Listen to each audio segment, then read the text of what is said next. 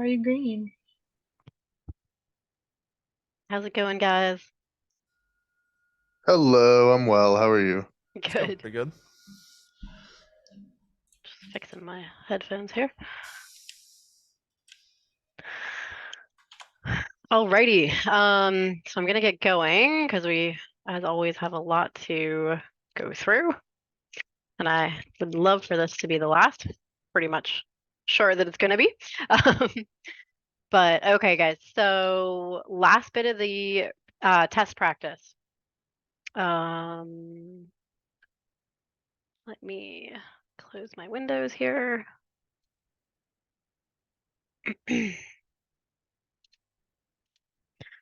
All right, so just gonna put up the questions so we can look at them.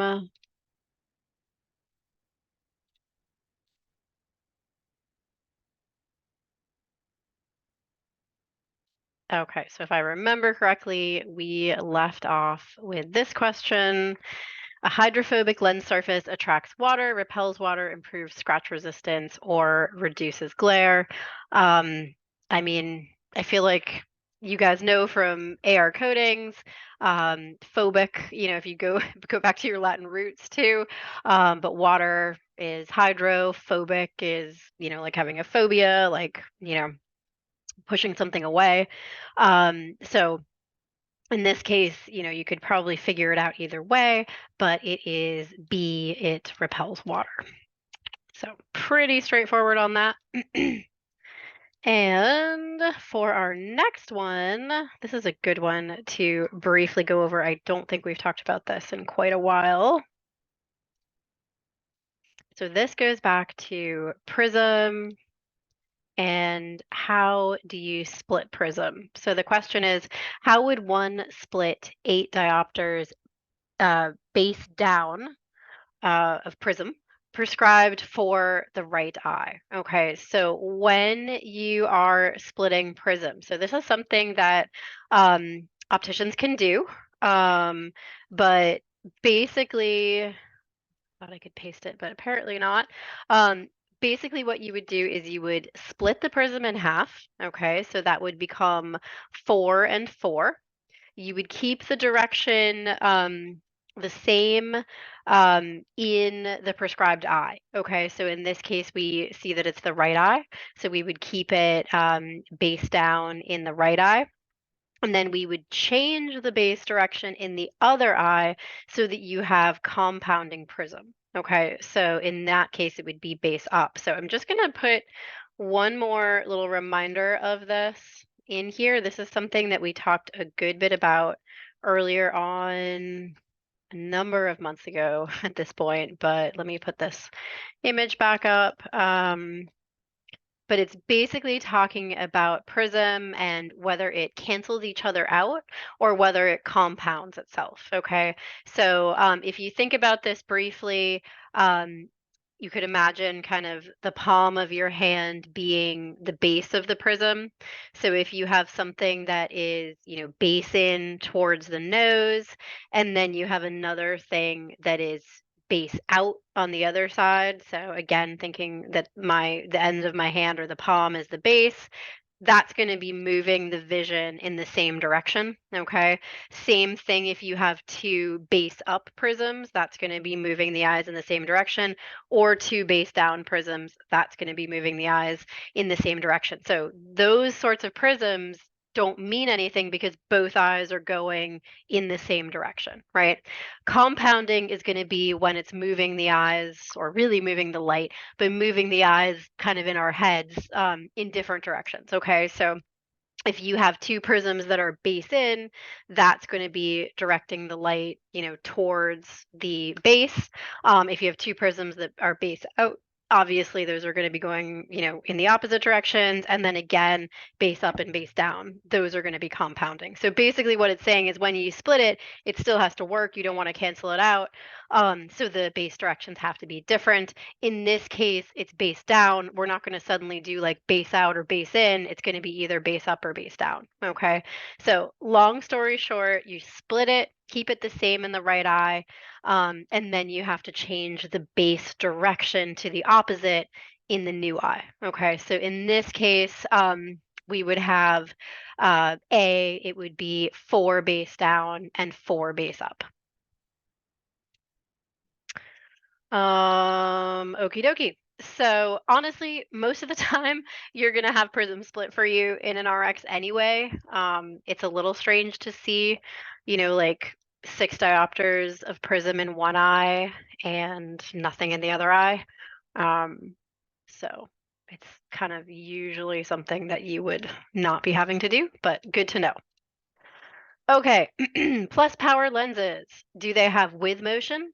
Do they minify? Are they used for myopic patients or are they thicker in the center? Okay, so hopefully at this point, you guys, we've been talking a lot about this stuff.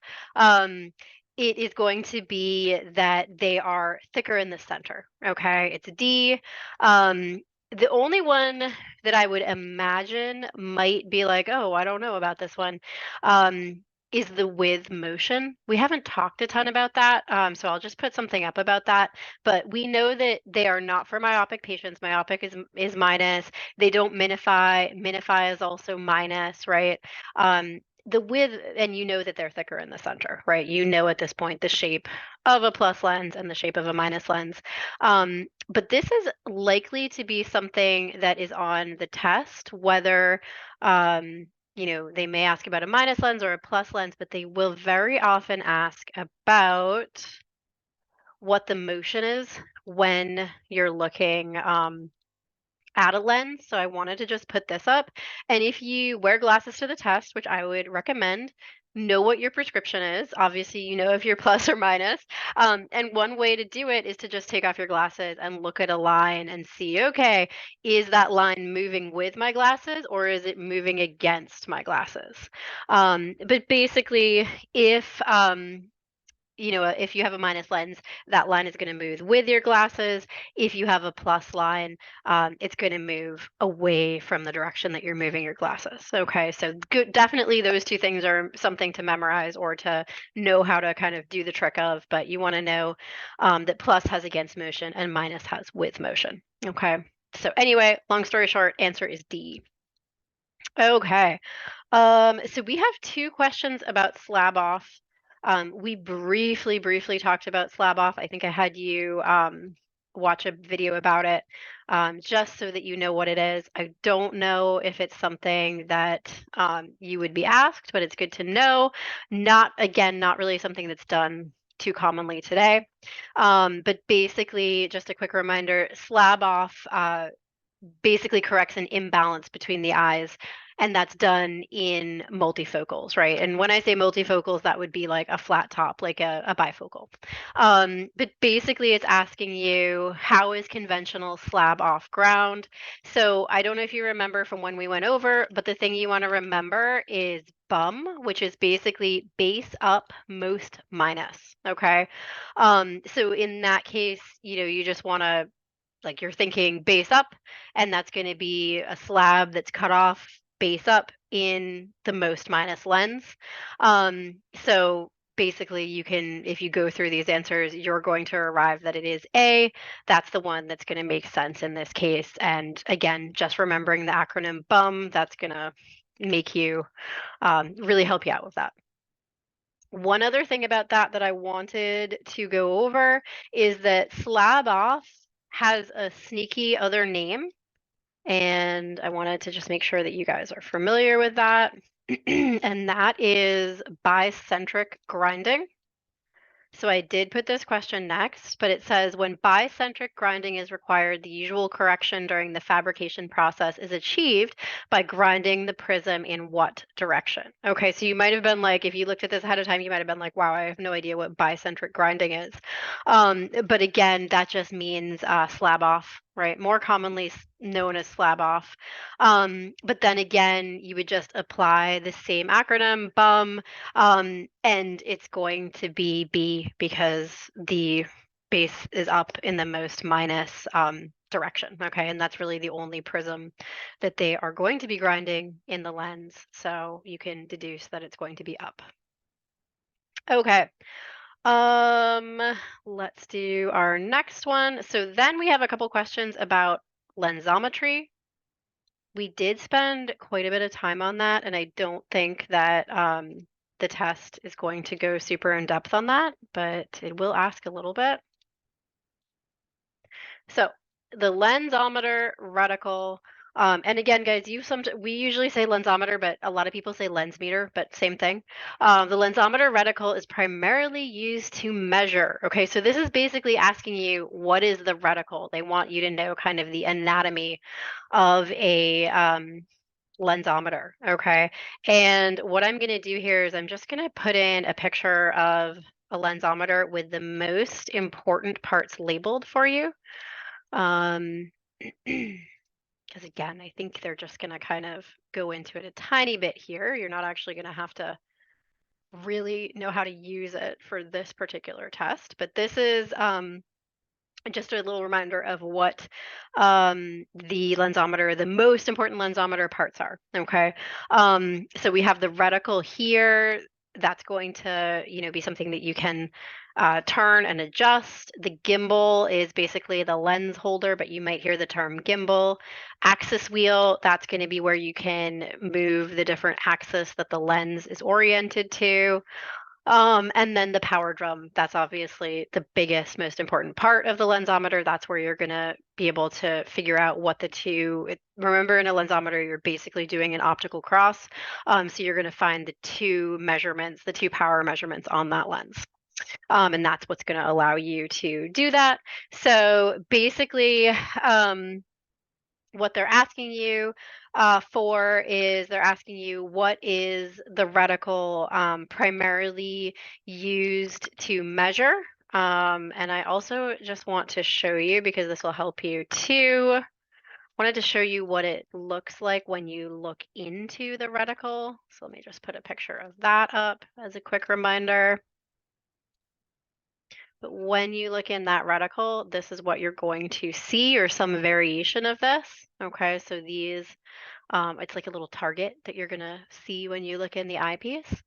And so basically it's asking you, okay, when you're looking into the reticle and you see these lines, what is it used to measure? Okay, and the options are axis, sphere power, cylinder power, and prism. And in this case, the reticle is going to be primarily used for prism. Okay, so if you remember when we talked about the lensometer and using these target lines, we did a lot of pictures where the target was not correctly like lined up right through the center, and it was moved kind of into some other area. And that is, each of these rings determines a prism number. So each one is like this one here is 1, 2, 3, 4, 5, basically. So what the reticle lines are doing is determining the prism. So that answer, I'm just gonna put that in up here, would be D.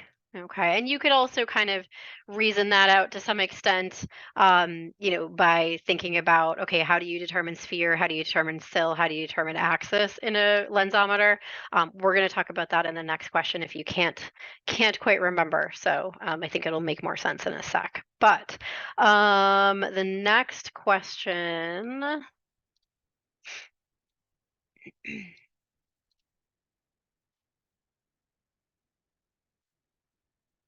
is again about the lensometer, and it says the black lines and circles seen through the eyepiece of a lensometer, and I should probably have labeled eyepiece here. That's number 1, right? That's the thing that you would focus to your prescription.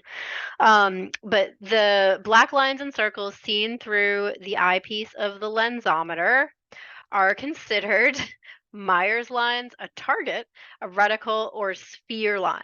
Okay, so in this case, that is the reticle. Okay, I just talked a lot about that, but these lines, or this targety thing, the black lines and circles, is considered the reticle. So, whoops, I'll put that in.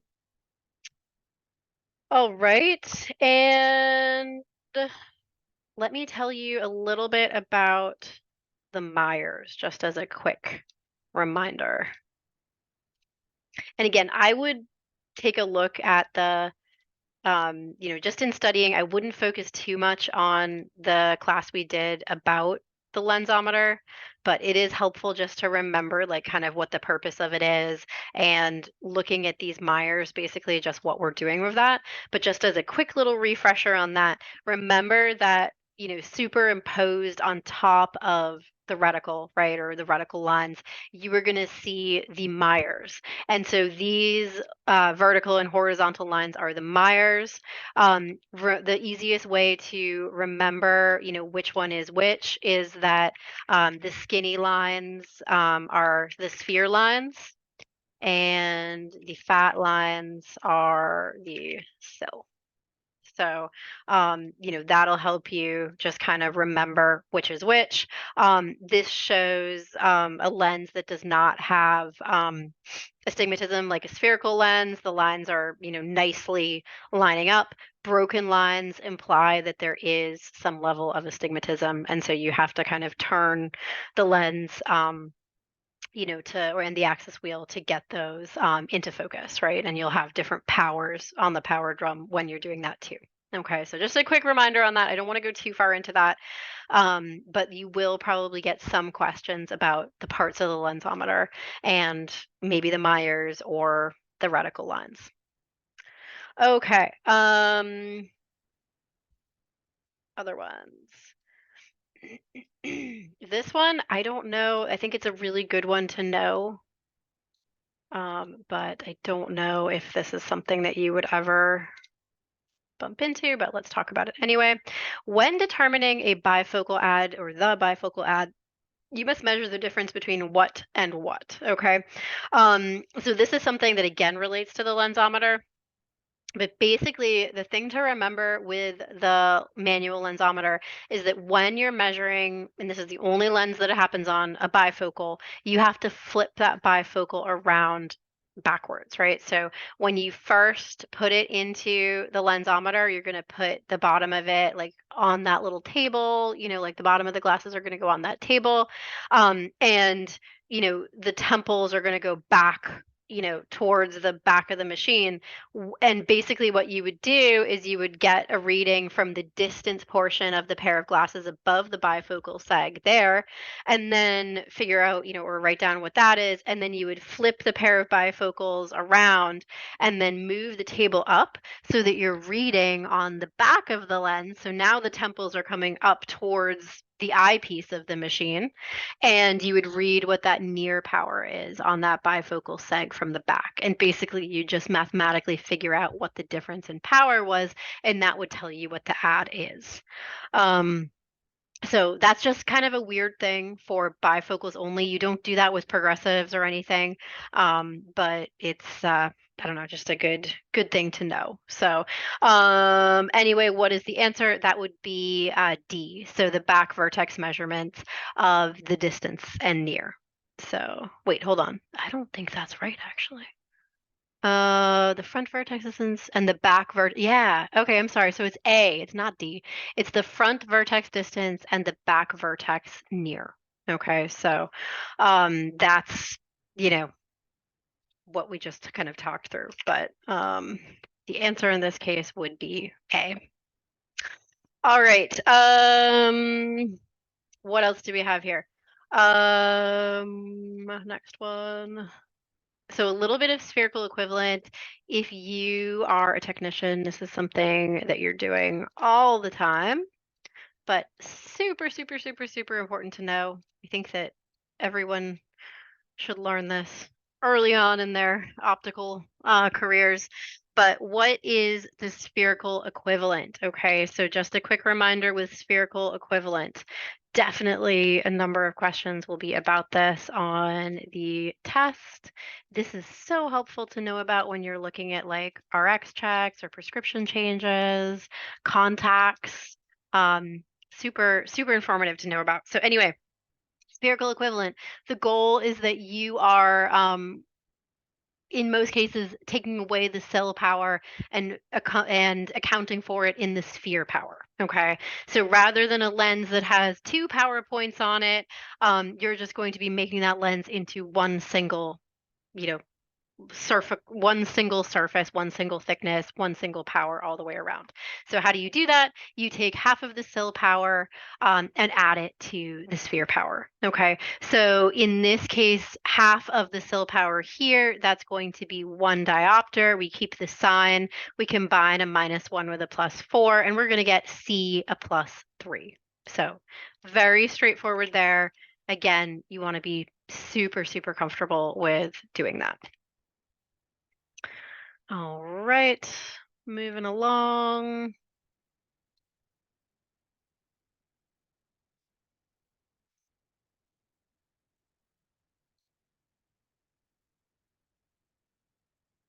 Okay, the following is not true of cylindrical lenses. They produce a scissor motion, they differ in thickness, they are used for patients with astigmatism, they're equal in power throughout. So this one should hopefully be jumping out at you. It is going to be D, they are equal in power throughout. Um, the one that I would say might be like, oh, I don't know that one, is the scissor motion. So when you move lenses with sill back and forth, sometimes it'll have like kind of a twisted, like I guess like kind of a, it's not like a simple like with or against motion. It'll kind of like act like it's going back and forth a little bit like scissors. So that's one that you may not have heard. They should differ in thickness because remember, if you saw a lens or tested the power on a lens that's cylindrical, it's going to have a different power at one point than it is 90 degrees away. You guys all know that they're used for astigmatism. So pretty easy on that one. Okay, so this next one just goes back to a little bit of anatomy or more medical terminology. The tendency of the eye to turn from its normal position, is that aphoria, tropia, myopia, or hyperopia? So hopefully you can quickly eliminate myopia and hyperopia. It's going to be either aphoria or tropia. You just have to really remember this one. Aphoria is little and tropia is big. Okay, so if you have aphoria, it's something that, if someone looked at you, you probably like wouldn't be able to tell that their eye likes to kind of rest in or out. But if you have atropia, you're going to see an eye turn, right? Like you're definitely going to see that the eyes are not ortho, they're not perfectly straight ahead. So in this case, the tendency would be aphoria, right? Because it's kind of like it likes to turn a little bit, but it doesn't have to turn. It's not constantly turned. That would be tropia. All right. Another one that ties into this a little bit, another really good um, term to know. And the question is, the prescription of a -50 sphere and a +50 sphere is an example. I like how they put OD on both of those. But I think it should be I think it should be OS on one. If I'm reading this correctly. But basically what they're saying is they have a minus half a diopter in one eye and a plus half in the other. And they're asking you, is this emetropia, anisometropia, presbyopia, or amblyopia? So emetropia means that there's no script, so you can eliminate that one quickly. Presbyopia, it means that crystalline lens is hardening and you can no longer accommodate super easily. Amblyopia means that one of your eyes has not developed properly. We talked a lot about this in our last optical class. So in this case, it is B, anisometropia. The thing that can be a little tricky with remembering, I always confuse these, so I'm just going to put these in case you also confuse them. But anisometropia is the RX is different between the eyes, and anisoconia is that the image size is different between the eyes. Okay, so anisometropia, the RX is different, like it has different signs or there's a good significant difference between them. Anisoconia means that you've tried to correct this, and that's causing like one eye to magnify, for instance, and one eye maybe to minify, or the lens in one. And when I say that, I'm not actually saying the eye. I'm sorry. I mean like the glasses. So basically, like if you had a prescription of say a +5, and then in the other eye, oops, I gotta move this up. You had a -2. Let me just move that so it's actually readable here. What would be happening here is that the plus lens would be magnifying in one eye, and then in the other side, it would be minifying. I could have done this same thing if I had had this power be a +2. I don't want you to think that it has to mean that it's opposite signs. That's not what it means. But basically, it's a significant difference in prescription where one lens is going to have a much larger image for the patient, and one lens is going to have a much smaller image for the patient, and it's difficult for the brain to match those up appropriately, and that is anisoconia. Anisometropia is basically the prescription itself. All right. This one, I do not think we talked about this. I don't think this is really going to be on the exam, but I think it's an interesting question anyway, something good to know. And it was on our practice test. For every 2 degrees of pantoscopic tilt applied to a frame, the optical center is lowered 1 millimeter, 2, 3, or 4. So it is lowered basically 1 millimeter for every 2 degrees of pantoscopic tilt. So when we are adjusting, adding panto to someone who's having trouble with their progressive, you could think about that as basically lowering their seg height a bit, right?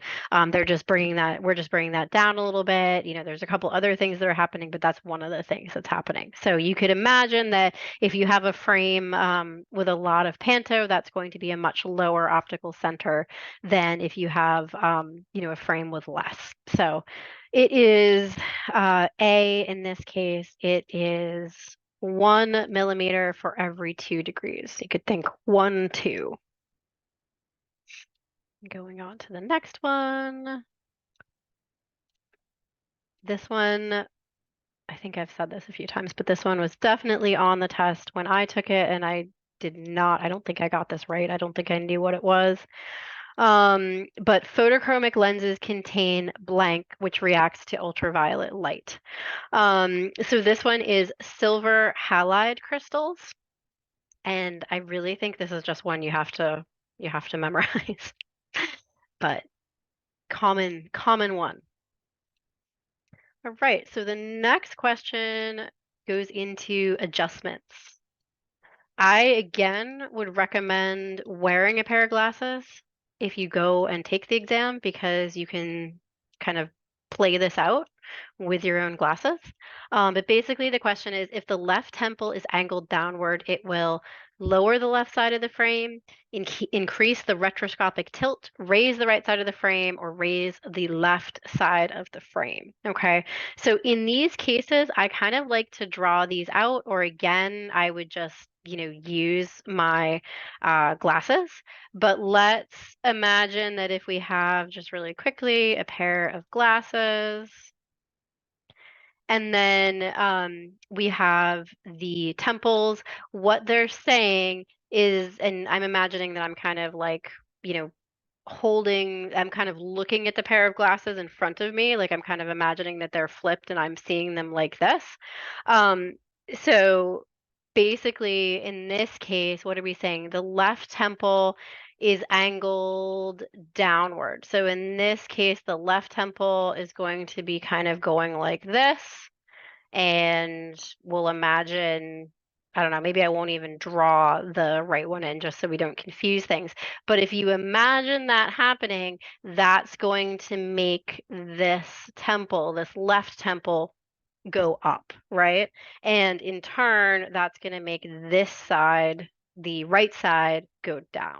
Okay. So in this case, it's going to raise the left side of the frame. But again, just in case you're like kind of nervous about this or you feel like you might mess up, really helpful to just have a pair of glasses and you can be like, okay, what if I put this, what if I lowered my left temple? What would happen there? And you can just kind of do it out right while you're there. All right, couple more adjustment questions here.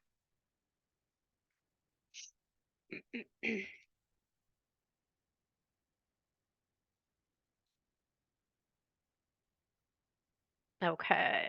A patient stops into your dispensary for a frame adjustment. After careful inspection, you determine that the right side of the frame front is sitting high on the patient's face.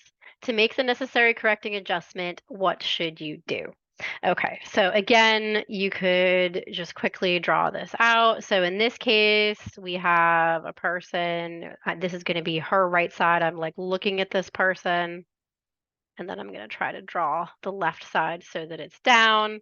So what are we going to do if this frame is too high on this side? We are going to bend this right temple. We're going to bend it upwards, right? We could also bend the other side if we wanted to. We could bend that one downward to, vault up the other side. But basically, um, in this case, you are going to, you're probably your first line of defense. If you're noticing that one side is up, you're going to bend that. That's going to be D. You're going to be bending that right temple upwards.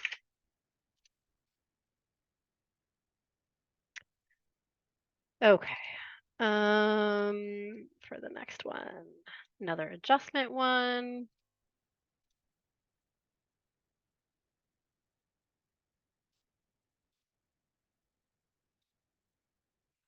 When eyeglasses are tilted so that the bottom of the lenses sit closer to the face than the top, what is that called? So I don't think you guys need to draw this out. Pretty straightforward. This is going to be pantoscopic tilt. Remember, retroscopic is the one that goes backwards. Pretty much never want to have that. Sometimes people will come in with it and never really a good thing. Usually it just means they sat on their glasses. Okay, think we're doing, let me see where we are. We're doing pretty well on time. Um, I have a couple questions about figuring out power, like with axes. So I'm gonna go through those a little bit quickly just because I know that we went through this last time, and I also know that there are some classes on this.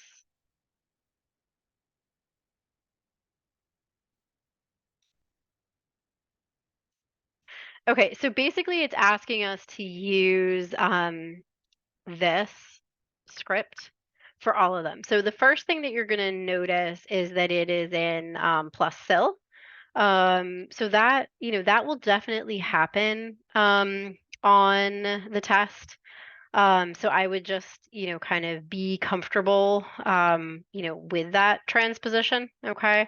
So basically with transposing the RX. I believe we talked about this last class. But the first thing that you're going to do is you're going to go ahead. I mean, you could honestly do the axis first if you, oh, sorry, I'm looking at the wrong thing. But you could honestly do the axis first if you wanted to. But it's best to do the sil power first is generally what they say. Okay. So basically if our Rx is in plus sil form, we want to transpose this into minus sil form. We are going to change the sign. So this is going to become a -4. And then what you're going to do is you're going to make sure to combine the two, the sil power and the sphere power. Okay, so basically, if we put a +4 together with a -2, we're then going to get a +2, and then we're going to change the axis by 90. So in this case, it makes it really easy. But it's going to be, in this case, it's going to be D. It's going to be the +2 -4 at 90. All right, so just really briefly with this one, they want to know what's the power of the axis at 45. So typically with axes, we're thinking kind of like a protractor in optical. So we could think about, this being 0, this being 180, and we don't really, typically go around the full circle. But in this case, it might be a little bit helpful to do that. So the thing to really remember is that basically when you have your axis, right? It's going to be the sill is going to be in full power 90 degrees away. Okay. So that means basically that the full power of the sill in this case would be running right through here. If we want to kind of imagine, the circle kind of going down here, right? We have 270 and then 360 degrees. So, what, we could kind of figure that out. We could also look at, okay, where would 45 be? Where are the kind of the quarter increments or the half increments of power, and then the quarter increments going all the way around. Okay. So what would we do in this case? Basically in this case it's going to be C. It's going to be a -1. So how did we arrive at that? What did we do here? So okay, so we're at axis 45. Okay, so we started though, let me change my color here, at axis 180 over here. We know that because of that at axis 90, it's going to be at half power. Okay, so what's half power of a +4? That's going to be a +2. So we would know in this case, probably shouldn't be using the highlighter, that up here, this would be a +2 sill. Okay, and then we could actually figure out, because it's 4, they made it nice and easy for us. It's going in, diopter increments every time it hops here. So if we were all the way across here at, 180 at 0 to 180, it would have 0 power. But then here it's going to have a +1 power. Here it's going to have a +3 power. So basically, that's kind of how we worked it out. Okay. So actually, hold on though. I think I may be doing this. I think I did this incorrectly, actually. Hold on. Because it should actually be a +4 there. Hold on. Let me delete this, guys. I apologize. I'm like not effectively showing you how to do this because that doesn't make any sense. The diopter increments make sense, but not what I wrote about it. Go back to my line here. Okay, so I apologize. So we started at 180. Okay, so that means that 90 degrees away, we would be at full sill power. Okay, so that means that we should be at a +4 here. Okay, and then if we went over here, we would be at, what would that mean?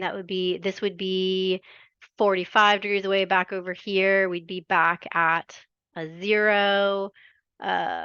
This would be, what would this be? This would be a +2, and this one would be a +2. Okay, sorry about that, guys. So I apologize. It is not, it's actually it is a +2. Okay, so reason being is that if you go 90 degrees away from the axis at which you started, which in this case we started at 180, we went to 90. Okay, so 90 degrees away, we got to a +4 sill. Okay, we got to our full sill power.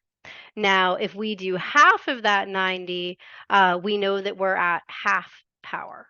Okay, so just to kind of quickly remind you of this. So that means that here we go, it's at a +2 halfway. If we did a quarter diopter increment, each of these, between would be one diopter power. Okay, so so sorry about that. I hope I didn't confuse anyone too much there. Okay. Alrighty. So one question we might have is, the next question I should say, is what would the power be at 150? Okay, so we could kind of try to figure out that it's not going to fall perfectly between. So here we have 90. This one would be 45. 90 plus 45, this would be about 135 here. Okay. So we could imagine that,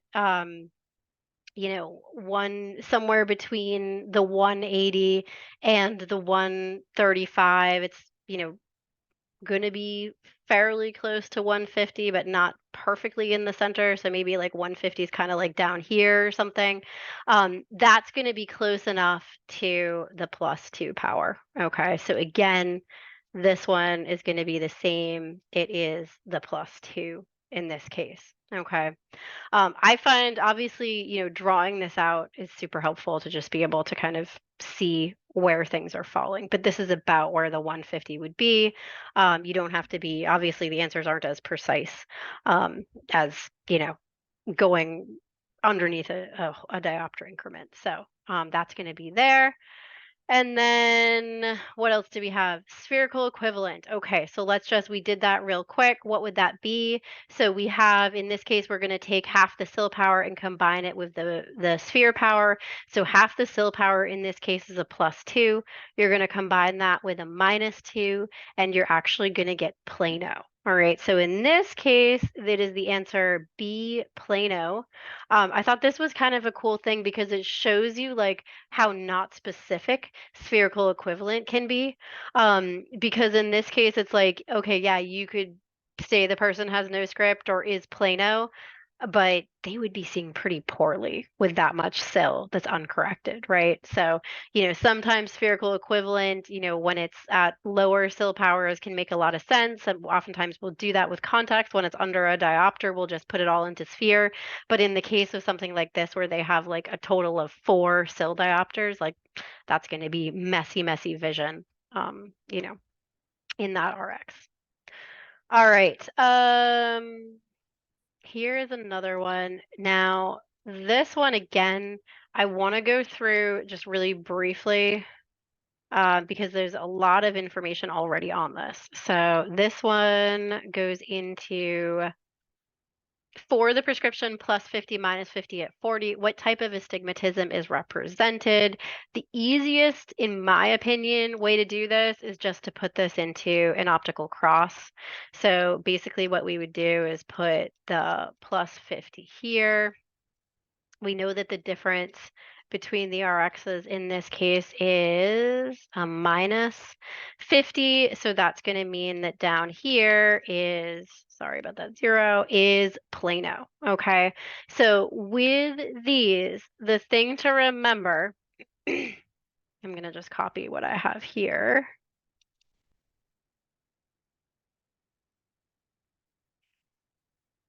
Put it here to paste it in. So basically we know that the 2 powers here are Plano and +50. Okay. So the thing that I like to remember is if both major meridians are myopic or hyperopic, right? So major meridians being at 90 and 180 or 90 degrees apart from each other. If both of those come out to be myopic, meaning minus, or both of them come out to be hyperopic, meaning plus,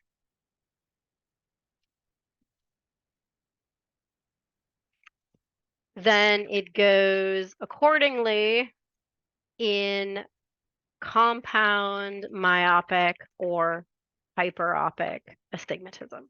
So I'll explain what that means basically.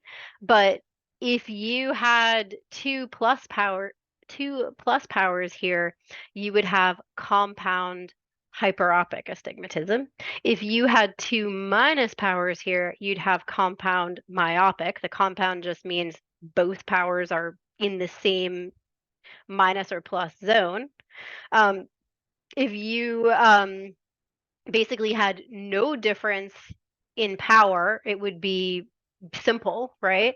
And then it would be mixed astigmatism if you have one in the minus and one in the plus. Okay, so this one in this case, let me just double check over on this side, is going to be C. It's going to be simple hyperopic astigmatism or simple hyperopia, okay? Because there's only one of them is plano and one of them is plus, okay? If one of them were plano and one of them were minus, it would be simple myopia.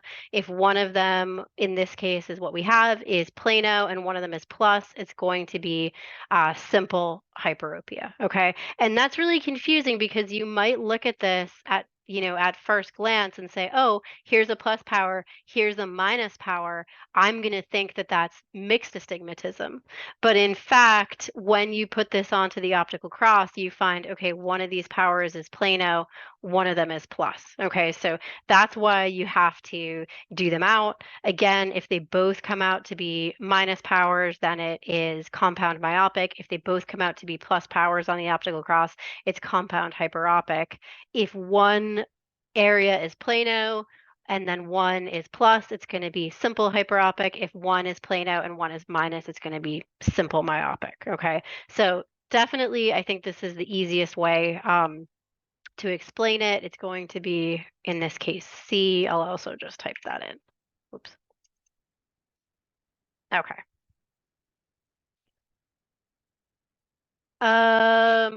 Alrighty.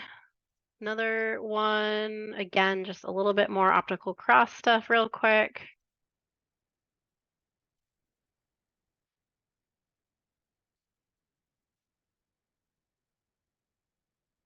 Okay. If a lens has a power of +1 at 90 and -1 at 180, what is the total power of the lens? Okay, so again, just real quick, this is where you would use an optical cross. Right now, they're telling us what the powers are. They haven't told us what the prescription is. Okay. So right now, I don't know what this difference is. I don't know my arrow, but I know what the powers are going to be. So what I have to figure out is what is going to be the difference between them. Okay. So if I want to get from a -1 to a +1, I've got to go -1 to get to plano, and then another, I'm sorry, +1 to get to plano, and then another +1 to get to +1. Okay. So we know the difference is 2. Now, we don't want to confuse ourselves and think that, in this case, it's a +2 difference, okay? Because remember that this one in optometry, we're always going to start with the most plus power, okay? So we're moving from this one, that's why the arrow goes down, to a more minus power. Okay, that's the same on the lensometer. Very helpful to remember that. Okay, so we're going in this direction. We know the difference is 2, but we don't want to go back up in a plus direction in this case. So in this case, we know there's a difference of 2 diopters. What's the sign going to be? Well, we always move in optometry from plus to minus. So it's going to be a -2. Okay, so that means that if we were to write out our script, it would be a +1, -2, and we use the first axis, that would be at 90. Okay, so definitely important to look at that. That does not appear to be one of our answers. They like to make this confusing for us. So we actually have to transpose this, right, to see what the actual answer is going to be. So let's go ahead and do that. The first thing we do is we change our sign here. So this is going to become a +2. Then we combine our -2 with our +1. So we're going to get a -1. And then we change our axis to 180. So in this case, it's actually going to be D. Oh, sorry. No, it's not. It's not D. Where did I find it? I'm sorry, it is C. See, now I already underlined it. Let me get that out of here. It's going to be C in this case.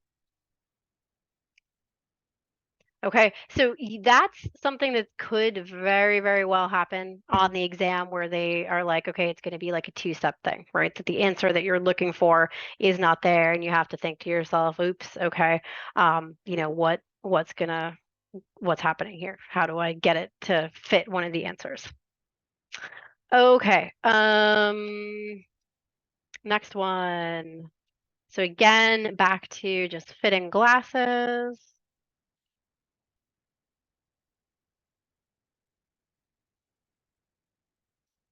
Okay. Which frame is best suited to a -10 diopter eyeglass prescription? All right, so is it a small round metal eye wire, drill mount, large rectangular acetate eye wire, small round semi-rimless? Um, so you just have to know what the geometry of a minus lens is. We know that the edges are thick, and then from there, just deduce, what's going to look best. In this case, what they're looking for is definitely going to be A. Drill mount doesn't make sense. Large, rectangular, think really thick edges. Small round makes sense, but semi-rimless, you're again going to have a lot of edge thickness. So in this case, they're looking for A.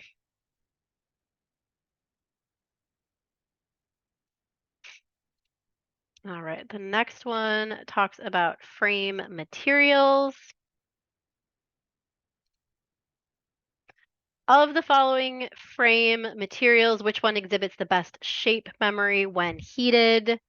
So this one again, it's really just having a little bit of memorizing the different materials. So in this case, it's B, it's opteal. Um, Carbon, I don't even know what that is, like carbon fiber, like what are they, I don't know, like what are they talking about here? But in this case, it's opteal. Nylon, does not, like it's difficult to adjust.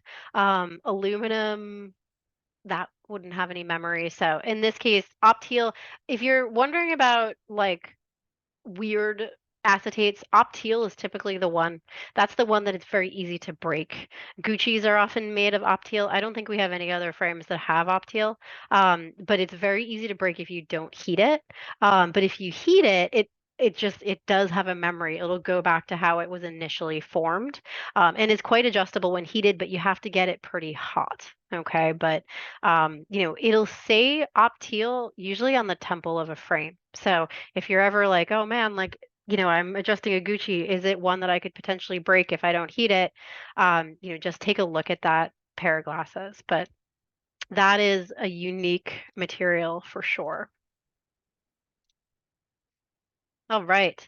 ABO value is an indication of the lens's dioptric power, surface curvature, thickness, or dispersion. So ABO value is how the light disperses within the lens, okay? And we know that with ABO value, having a higher ABO value, is desirable. Basically, we know that polycarbonate doesn't have a good ABO value, but it is related to dispersion. Okay, so what other things? Couple more frame ones.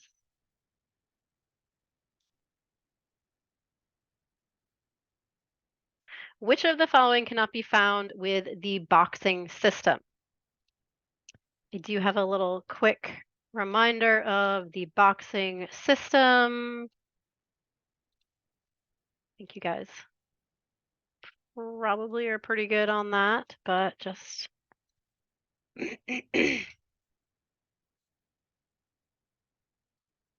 okay. So the boxing system is when we have the A, B, DBL, and ED. Um, and in this case, the question is what cannot be found. We know that the A and the B absolutely can be found. One of the ones you may be a little bit less familiar is the geometric center. So basically, the geometric center is like if you were just doing things measurement wise based on the frame, that would be the distance between the centers, basically from one eye wire to the other. Okay. So, so basically, you want to in this case, the things that you could not figure out are going to be the optical center, right? Because the optical center refers to the lens itself. That's going to be the best spot of vision on the lens. So, if you, it doesn't make any sense that you'd be able to figure that out by looking at the frame. Okay. So they're trying to confuse you because you're supposed to know that geometric center or something with center is related to the frame. But in this case, optical center is something that's only associated with lenses. So in this case, it's going to be D. Put that up here. Okay.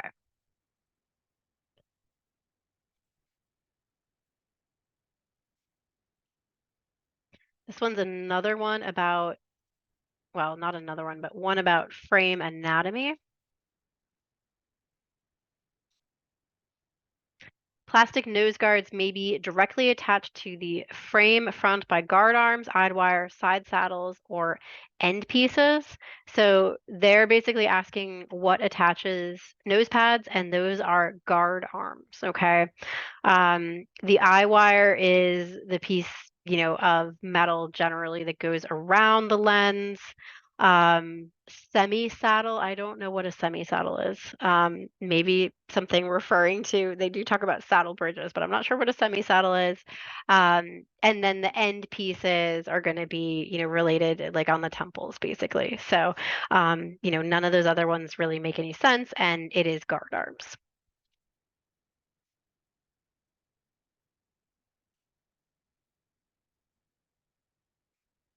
Okay. Next one talks a little bit about progressives. They're asking you the add power of a progressive lens is etched on the nasal side of the lens, the temporal side of the lens, not part of the etchings, or etched near the reading portion of the lens. Okay, so that one's a little bit tricky. I'm going to go back to a picture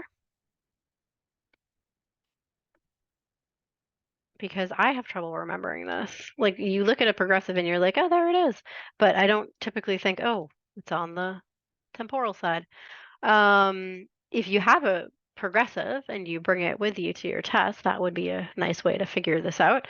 But basically, they're telling you in this case where things are on the progressive lens. Okay, so they're talking about the different etchings. Um, the major reference point or prism reference point right below, the fitting cross, the distance verification area, and the near verification area. Though actually, I'm sorry, this picture is not telling us. Oh, you know what I did? I cut this off. Sorry, guys. Let me put it in bigger because I think I actually didn't get the whole picture in because I was thinking, why did I put this here?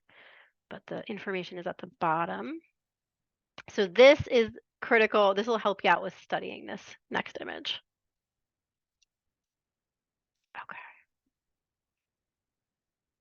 Okay. Okie dokie. We have the pictures here, and it talks a little bit more about it here. The etched power of the add power is the number that is etched on the temporal side of the lens. So it does tell you, this just goes through, this would be a good thing to kind of refer back to for studying, but this just goes into where things are, okay? So let me go back to our thing. So that would mean that it is B. It's on the temporal side of the lens, okay? Etched near the reading portion, that's tricky because it is a little bit near the reading portion as well. But I think technically they're really just asking, is it nasal, is it temporal? And you would want to know that it is on the temporal side. All right.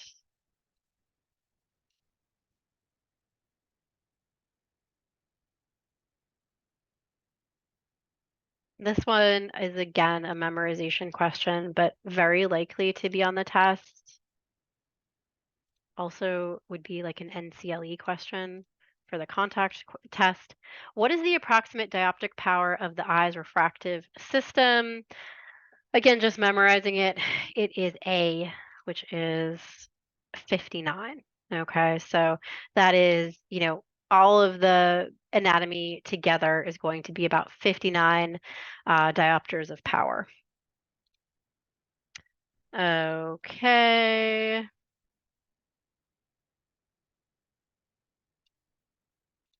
This one goes back to aniseconia, anisometropia. One more time. Aniseconia is caused by what? Trauma to the eye, keratoconus, unequal retinal image sizes, excessive hyperopia. Okay, so we know that we talked about this a little while back. It's aniseconia, easily confused with anisometropia. In this case, it's unequal retinal image sizes. Okay, so basically we talked about how one could be larger and one could be smaller. Okay, so that's what they're referring to in this case. And sorry, this is a little disjointed, guys, because now I have another question sprinkled in here about progressives. So let me put that one in. The fastest and easiest method of identifying an unknown pal is design appearance, ask the wearer. I love that one. Ask the wearer, determine lens popularity, evaluate surface engravings. Okay, I really feel like this is an easy one. You're going to evaluate the surface engravings. Remember, there's books online. There are physical books too, but generally online. Of all of you could just Google progressive identifier and it'll come up. And you can see all the pictures of the little lens etchings that are from the different manufacturers. If you're looking at ones from us, they're typically going to be an S for Shamir lenses. Okay, this one is confusing. I think you should know this. Not talked about a ton, but potentially you could. Oops. Oh, sorry, I didn't do this right. You could get a question about it. So,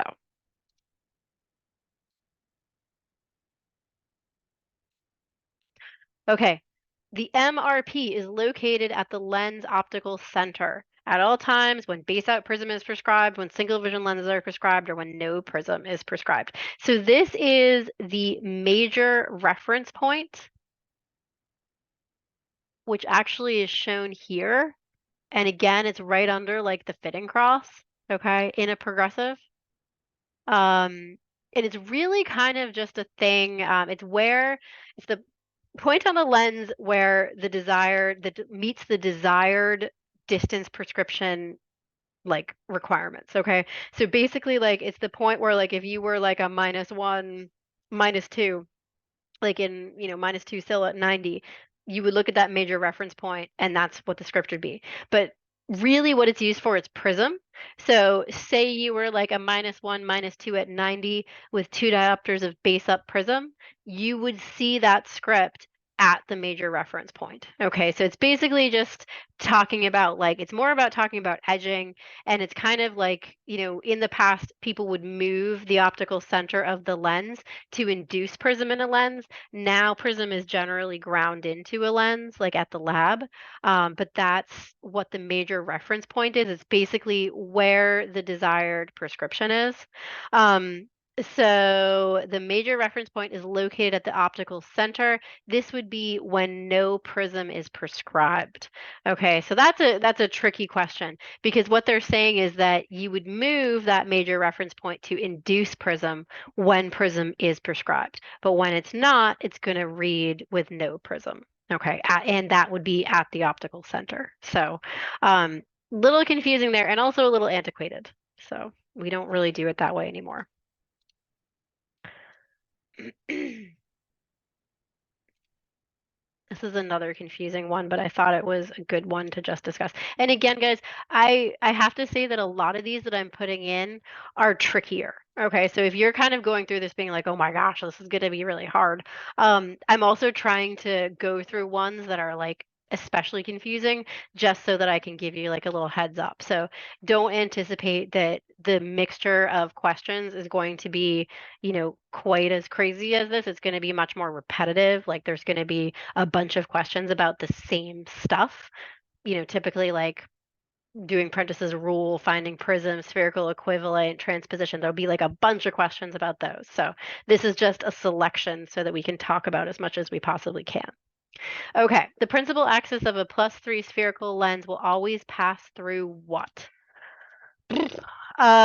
So in this case, the answer is C, optical center. Okay.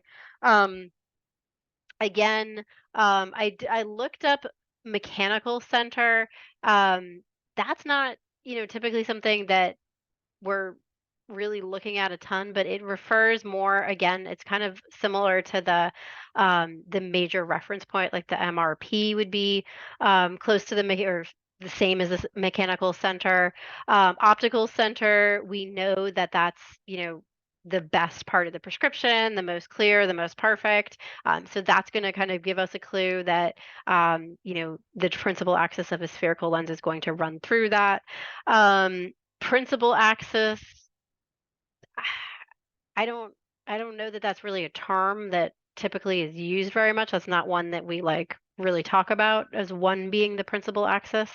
And then the geometric center one, that refers to the frame again. Okay, so that doesn't make sense that we would be talking about a +3 spherical lens with a geometric center. That's again referring to the frame. So in this case, it's going to be the optical center because that really makes, the most sense.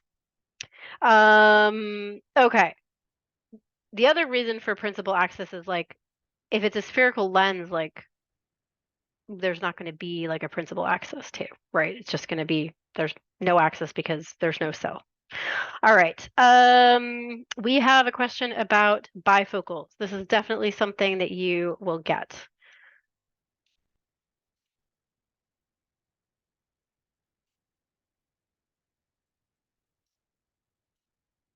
A cryptoc is a flat top multifocal, a round bifocal, a one-piece glass bifocal, or a plastic lens with an AR coating. So I'm just gonna quickly show you quick picture. This is a good little study thing. The bifocal page that we had.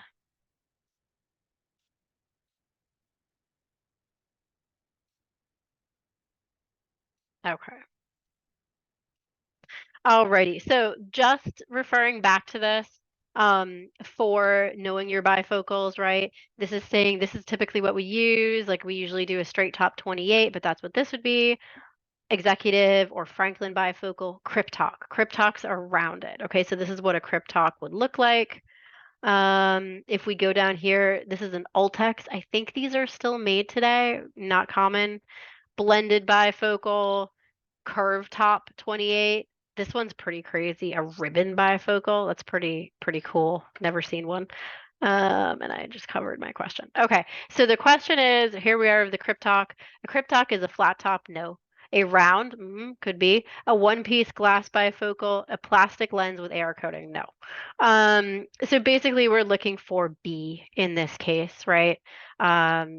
One-piece glass, I don't really know what that is like referring to, but bifocals are typically fused. So it's usually two pieces of in this case, or most cases nowadays, plastic. All right, getting near the end here.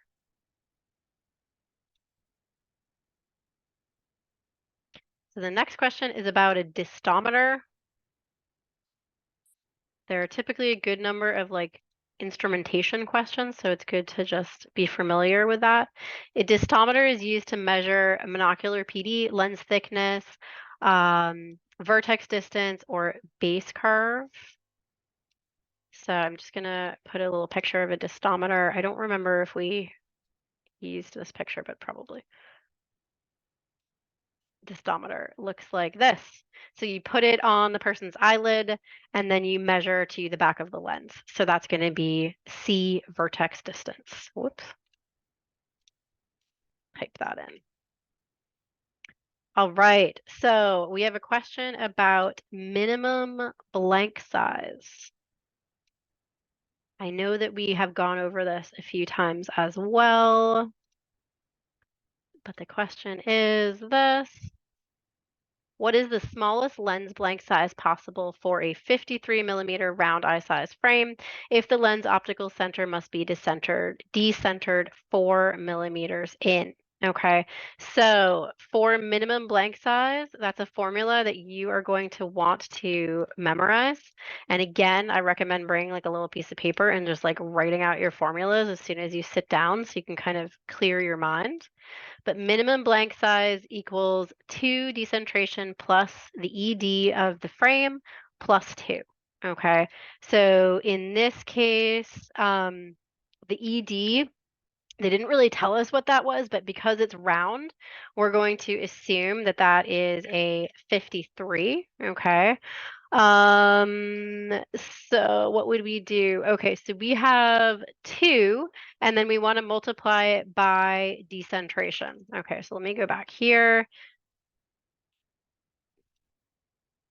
Well, I'm gonna take out that now, but 2, and we're gonna do times our decentration of 4 is going to equal 8. Okay, and then we're gonna add our ED of 53 and our and then I'm sorry, our plus 2 from the formula. And that is going to come out to be 63 in this case, if we just do that math out. So then we're going to be like, okay, which one should it be? Well, we can't use 60 because that's not going to cut out, but we want to use the smallest possible that will cut out. So 68 will be fine. So we're going to go ahead and do B, which is 68. All right. One more adjustment question.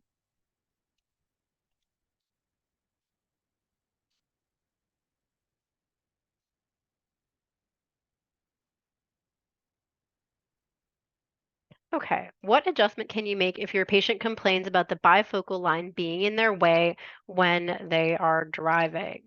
So in this case, as you may have guessed, because we talk a lot about this, we are going to increase the pandoscopic tilt. Okay, so again, we talked about this before. The optical center, or the seg height, is going to go down the more panto that you add. Okay, so when you're troubleshooting with a patient, you're adding panto, you're effectively lowering that seg.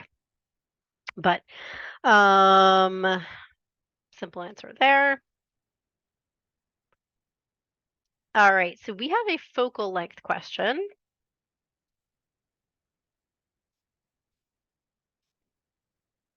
Next question is, what is the focal length of a 10 diopter lens? Okay, so we haven't talked about this in a little bit, but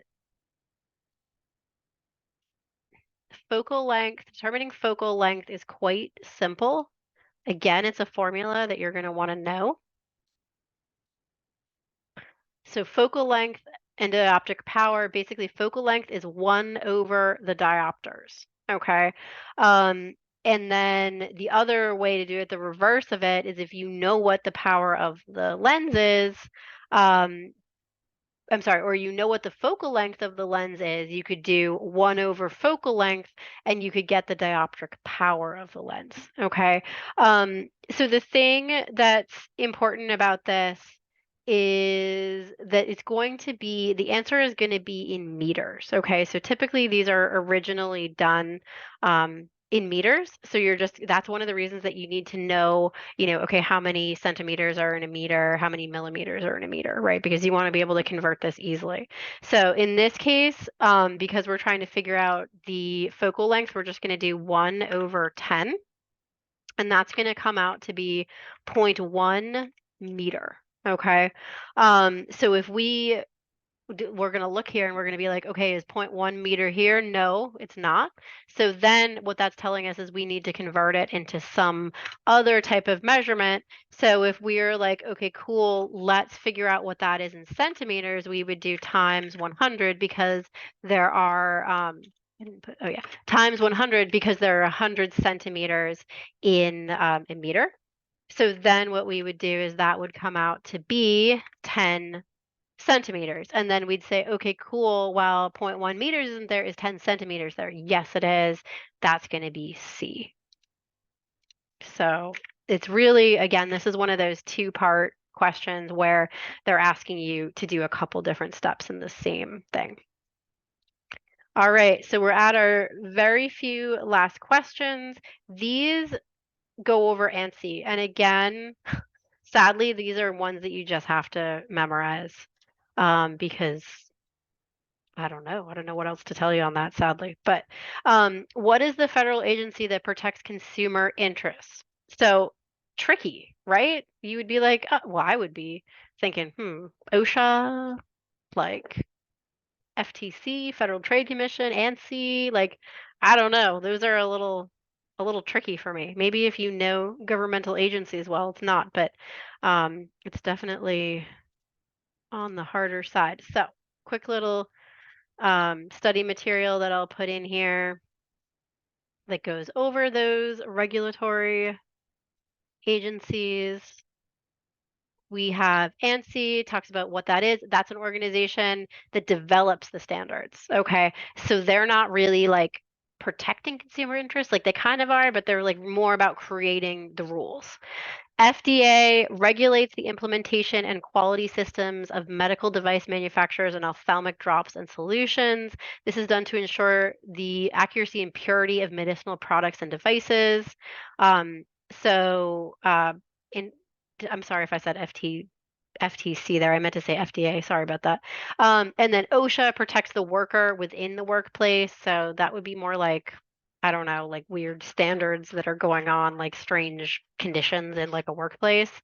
Um, and however, apparently it does have to do with safety eyewear. And then the FTC protects consumers from unfair selling practices. There, the Fairness to Contact Lens Consumers Act, Ophthalmic Practices Rule, the eyeglass rule, about prescription releasing as well. So in this case, it is the FTC for this one. So it's going to be B in this case. So confusing there. But if you're thinking about consumer interests, you know, it's typically the FTC is the one that's going to be, um, knocking at your door for that stuff. All right. So this is a very typical kind of ANSI question. So these are the last few of our nights and of our practice test. So it says, according to ANSI, blah, blah, blah, blah, what is the refractive power tolerance for the sphere component of the following lens? Okay, so we don't really care about the astigmatism here. We're just looking at the sphere, and we're noticing that it is a minus 550.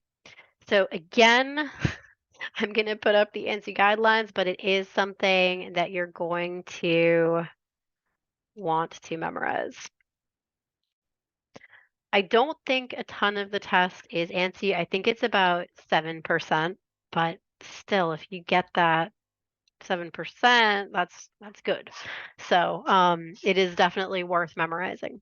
All right, so sphere, if you're from minus 650 to plus 650, the tolerance is 0.13, so a little under an eighth of a diopter. Okay, if it's stronger, it's 2%. So you would just multiply whatever 2% is. Okay, just on percentages, you guys do this a lot, but just a quick reminder for percentages, you would just do 6.5 times 0.02 to figure out what that would be. Okay.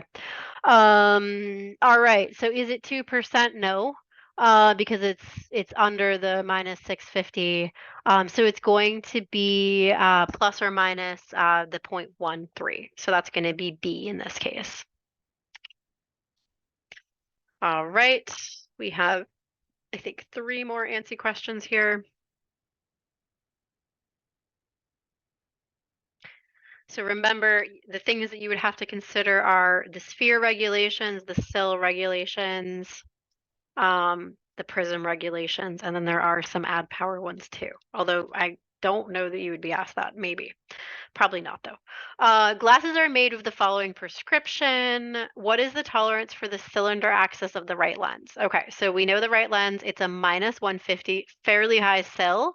So if you didn't memorize this, I would be thinking like, all right, That's a good amount there of astigmatism. So let me just put up what the tolerances are. Okay, so in this case, if it is 0.75 to equal to or slightly under 1.5 diopters of astigmatism, it's going to be a plus or minus 3 diopter wiggle room on that cell power. I'm sorry, on that cell axis. So in this case, it would be B again. I'm sorry. Yes, it would be B again, which is sorry, I'm looking at my thing here. It would be the B, which is the 3 degrees. If it were over, then we would be at the 2 degrees. Okay, so there's really not a lot of room in that. So that means that it could be, 122. It could also be 128, somewhere in between there. Okay.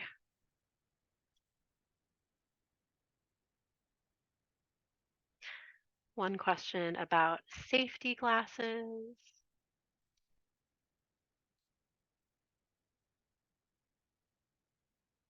All right. According to ANSI, the thinnest part of the industrial safety lens should not be less than 1.5, 1.8, 2, or 3. So this is confusing. Um, there's basic impact, and then there's like high impact on this one. So when I was looking at this one, the answer that was listed was actually C. Um, because it's really just kind of talking about regular safety. Hopefully on the test they would say something like basic impact versus high impact, because I feel like industrial safety is somewhat ambiguous.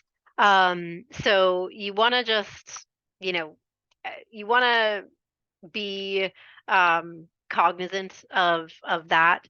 I believe it's a little bit backwards, because I think that basic impact I think is like 3 millimeters, and industrial or like heavy impact is like 2 millimeters. So I guess in this case, if the answer is C, which is what the test said, that would be industrial. That would actually be high impact. That would be considered, heavy duty. And then kind of the lesser one is 3 millimeter thicknesses. I've seen that multiple times, so I don't believe it's like any sort of error in terms of the 3 millimeter thickness versus the 2 millimeter center thickness. There must be other things that kind of go into that, like in terms of ensuring that the impact protection is sufficient. It could have to do with like the density of the lens that they use as well. But I have seen that multiple times, and it seems really strange that for like a higher impact thing, the center thickness would be less. But that is definitely something that appears, like I said, when you read the stuff. So okay, last question is a prism one. So let me put that up before I read it.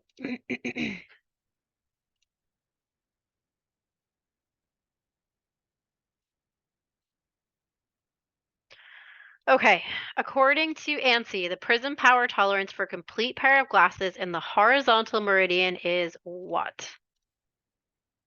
So I'm going to put up the prism tolerance, ANSI. This one's a nice little chart because it also has like the add power tolerance to it.